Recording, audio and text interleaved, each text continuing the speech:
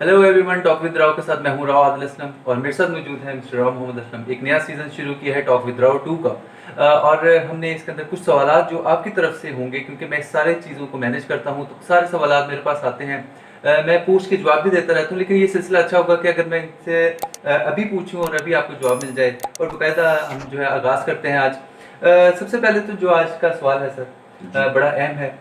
कि लोगों के अंदर सेल्फ डाउट बहुत होता है दुआ करते हुए। तो वो अहम सवाल जो लोगों ने पूछा वो है कि दुआ कौन सी कबूल होती है।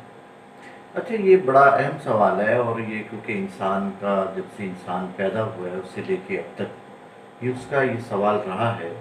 कि क्या जो मेरी दुआ है वो कबूल होती है या नहीं है,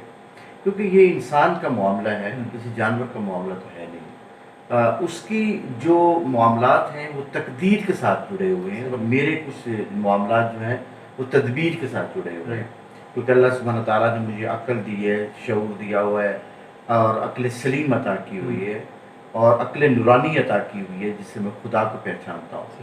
तो जब मैं खुदा को पहचानता हूँ तो इससे मुराद ये है कि मैंने किसी से कुछ मांगना भी है और वो खुदाबंद आलम है जो हमें हमारी दुआओं को कबूल करता है। और मैं अपनी जो डिज़ायर हैं, जो मेरी कुछ अपनी विशेज़ हैं, तो मैं उसके आगे वो पेश करता हूँ। सवाल ये है कि वासिफ की लाइन बड़ी खूबसूरत है। वो कहता है कि जब भी आप दुआ करें तो अपने उस दुआ का तसव्वुर अपने ज़हन में लेके आएँ जो दुआ तुम्हारी कबूल हुई थी। अगर फ़र्ज़ करें कि मेरे अंदर सेल्फ डाउट है और मैं कॉन्शियस लेवल पे दुआ मांग रहा हूँ, क्योंकि दुआ कॉन्शियस लेवल पे जब मांगते हैं तो डाउट हमारा मौजूद रहता है। तो इसका जो बेहतरीन तरीका वो ये है कि हम दुआ को सब कॉन्शियस लेवल पे मांगे। बिल्कुल। अच्छा, मुराकबे के ज़रिए जब हम लोगों को लेके जाते हैं, मुख्तलिफ मुराकबों से गुजारते हैं लोगों को, तो वो उन्होंने हमें बताया है फ़ोन करके कि हमारी जो बहुत सी जो ख्वाहिशात थी, जो हमारी डिज़ायर थी, जो हमारी दुआएं थी, जो प्रेज़ हम कहते हैं खुदा से करते हैं, तो कबूल हो गई। तो बुनियादी तौर पे होता ये है कि जब इंसान जो है वो अल्लाह सुब्हानहू तआला से बात करता है सब कॉन्शियस लेवल पे, तो वो कनेक्टिविटी उसकी जो ईट के ज़रिए जल्दी हो जाती है और वो बहुत जल्दी जो है उसकी दुआ कबूल हो जाती है। क्योंकि अगर सेल्फ डाउट मेरे पास मौजूद है तो सेल्फ डाउट की बुनियाद पे मेरी जो दुआएं हैं, क्योंकि मैं खुद ही कह रहा हूँ ये दुआ कबूल नहीं होगी, तो जो रहमान रहीम है, जो मेरी जो तवाबुर रहीम है, जो मेरी दुआओं को कबूल करने वाला है, वो तो ज़ाहिर है खुदावंद आलम ही है, लेकिन इससे पहले दुआ हम अपनी ज़ात से करते हैं। सही। इसके अंदर बड़ा एक अहम सवाल पूछा। वो कहते हैं कि पछतावा है, गिल्ट है, जो कि हमेशा हमारे ऊपर रहता है। किसी भी काम को करने लगते हैं तो वो हमारे ऊपर सर पे सवार रहता है, तो उससे निकलने का क्या तरीका है? अच्छा, मैंने देखा कि बहुत से लोग अपने पछतावों को और अपनी गिल्ट को जो है ना मैनेज करने में वक्त गुजारते रहते हैं। तो उसके लिए तो मैं ये कहूँगा कि क्योंकि इंसान को बनाया अल्लाह सुब्हान ताला ने ऐसे है कि उसके अंदर फीलिंग्स हैं, उसके अंदर इमोशंस हैं, तो वो उस बिना पे अगर उसका कोई माजी भी है, ज़ाहिर है उसका फ्यूचर भी है, उस बिना पे इंसान कोई ना कोई ऐसा ज़रूर कोई ऐसा ज़िंदगी में आता है जहाँ पे महसूस करता है इंसान कि ये मुझे काम नहीं करना चाहिए था, उसके साथ मुझे ये वाली जो मैंने अगर कोई खुदा ना खास्ता कोई गुनाह मुझसे सरजद हो गया है, तो वो सारी की सारी एक गठड़ी बना के सर के ऊपर रख के सारी ज़िंदगी उसके साथ गुजारता है। तो मेरा ख्याल है कि अल्लाह सुब्हान ताला भी इंसान को जो छोटे मोटे जो गुनाह होते हैं, छोटी मोटी जो पछतावे होते हैं, अल्लाह ताला वैसे माफ़ कर देते हैं। तो इसलिए मेरे ख्याल के मुताबिक हमें उनको सब कॉन्शियस लेवल के ऊपर मुराकबे के ज़रिए हम अल्लाह ताला से ये दुआ करें कि या परवरदिगार की ये जो पछतावे हैं मेरे, ये चीज़ें हैं, ये मेरी जान छोड़ दें। नहीं तो मैंने देखा कि लोगों की बहुत ज़्यादा एनर्जी जो है ना इसी चीज़ में ही खर्च होती रहती है। मैंने बहुत से लोगों को देखा है कि वो जब मैं इबादत करते उनको देखता हूँ तो मैं देखता हूँ कि वो इबादत नहीं कर रहे होते, बल्कि वो अपने पछतावों को रीअरेंज कर रहे होते हैं या उनको मैनेज कर रहे होते हैं, जिसकी बिना पर उनका बहुत सा वक्त जो है वो खर्च हो जाता है। साइकोलॉजिकल मेरा ख्याल है कि पछतावा इंसान के साथ नहीं होना चाहिए। अगर मैं एक अच्छी साइकी के साथ जिंदा रहना चाहता हूँ तो मेरे पास पछतावे नहीं होने चाहिए। अच्छा, पछतावे उस वक्त भी जब इंसान अपने जब काम कर रहा है तो उस वक्त अपने कॉन्शियस माइंड को इस्तेमाल नहीं करता और अपने आप को जो विल है उसको एक्सरसाइज नहीं करता, जिसकी बिना पे क्या होता है कि वो काम जो है सही तरह से नहीं होता, तो वो एक पछतावा बन जाता है। बिल्कुल ठीक। तो मेरा ख्याल है कि उसको हल करने के लिए ہم ایک ٹریننگ کرواتے ہیں لوگوں کو، مراقبہ اگر وہ میڈیٹیشن میڈیٹیشن ہے، وہ صحیح ایک پہاڑی پہ ہم لوگوں کو لے کے جاتے ہیں، صحیح اور وہ جتنے بھی ان کے جو پرابلمس ہوتے ہیں ان کو ہم ایک گٹھڑی میں ڈالتے ہیں، اور پھر آہستہ آہستہ بلکہ میں آپ سے یہ ان اگلا کو- سوال کرنے جی لگا تھا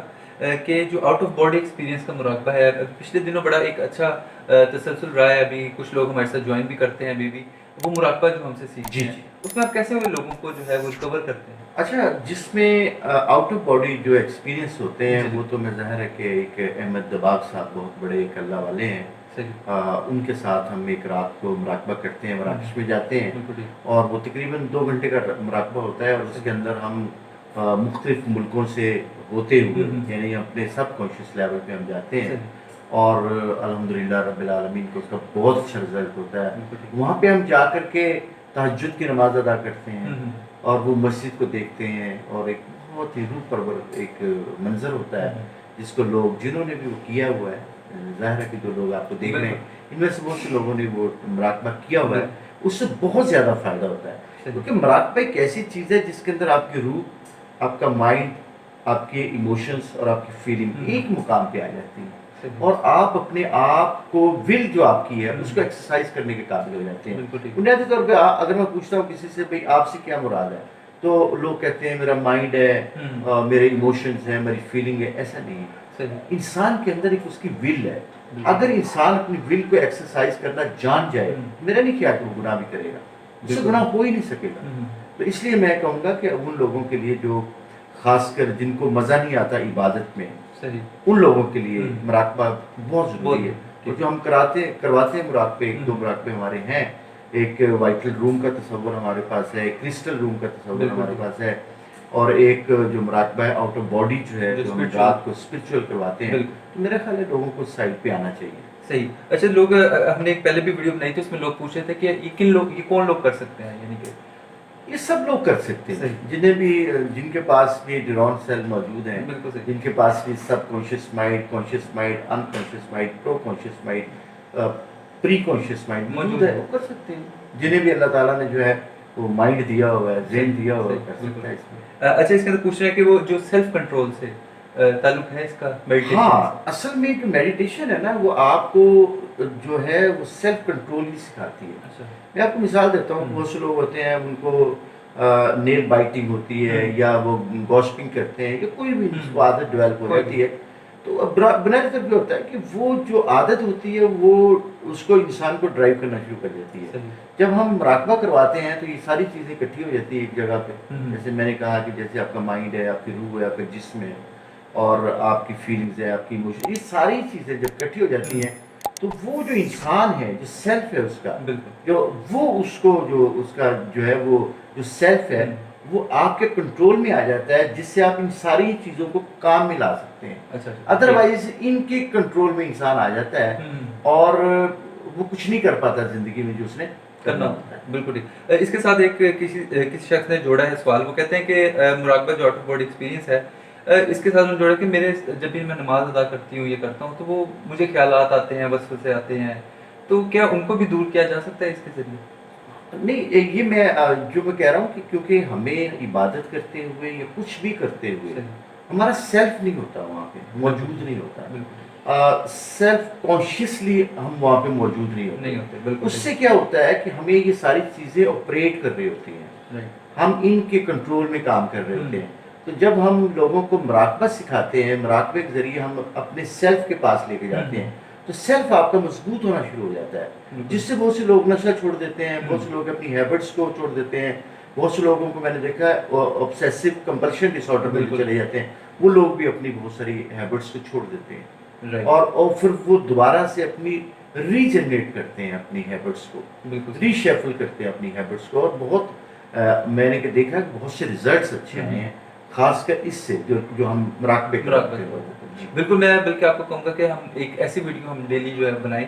جس کے اندر لوگ جو ہمیں آتے ہیں ہم ان کا نام نہ لیں، ہم جو ہے صرف ایک بتائیں کہ ان کے ساتھ کیا پرابلم تھی اور ہاؤ دے ریکور۔ میں کہ آپ سے چھوٹی سی مثال آپ کو دیتا ہوں، ایک خاتون ہے، میں نام تو نہیں لوں گا ان کا، تو اس نے کہا کہ میرا جو شوہر تھا وہ 8 سال سے جو ہے نا وہ بے روزگار تھا، تو میں نے اس کے لیے دعا کی۔ تو اب دعا کیسے ہوتی ہے، میں بتا رہا ہوں کہ اپنے نماز میں دعا کرتے ہیں، تو ہم بنیادی طور پہ ہم ایک سیلف ڈاؤٹ میں موجود ہوتے ہیں، بالکل ایسے تو ہم اس لیے اس کو لے ہی سب کانشیس مائنڈ کے پاس لے جاتے ہیں. جب وہ وہاں پہ بیٹھ کر کے آؤٹ آف باڈی اپنی باتوں کو وہ ڈیوائن کے سامنے، اللہ سبحانہ تعالیٰ کے سامنے وہ کرتا ہے، تو اس کے پاس 100% شور ہوتی ہے کہ جی میرا یہ جو دعا کو میں کی ہے یہ قبول ہو جائے گی. بالکل تو اس لیے دوسری بات جو بڑی اہم انہوں نے سوال کیا ہے، وہ سوال ان کا یہ ہے کہ ہمیں جو ہے نا وہ ڈاؤٹس پیدا ہوتے ہیں یا ہمارے اندر وسوسے پیدا ہوتے ہیں. اچھا وسوسہ جو ہوتا ہے نا یہ ہوتا ہی اس وقت ہے جب انسان اندر سے خالی ہو، جب اندر سے انسان جو ہے بنیادی طور پہ اس طرح سے نہ ہو کہ اپنی جو سیلف ہے اس کو کنٹرول نہ کر سکتا ہو، تو اس کو طرح طرح کے جو ہے نا خیالات آتے ہیں، اس کو عجیب و غریب قسم کی جو باتیں وہ سوچتا ہے. ہوتا یہ ہے کہ وہ پرسیپشن قائم کرتا ہے. پرسیپشن کا مطلب یہ ہوتا ہے کہ میرا فیوچر میں ایسا نہ ہو جائے، ایسا نہ ہو جائے، یہ نہ ہو جائے، حالانکہ وہ سارا کا سارا قوانین فطرت کے تحت یہ کائنات چلتی ہے. یہ پوری کائنات جو ہے یہ قانون فطرت کے تحت چلتی ہے. تو جو اللہ کے قوانین بنائے ہوئے ہیں وہ تو ایگزیبٹ ہوتے ہیں قوانین.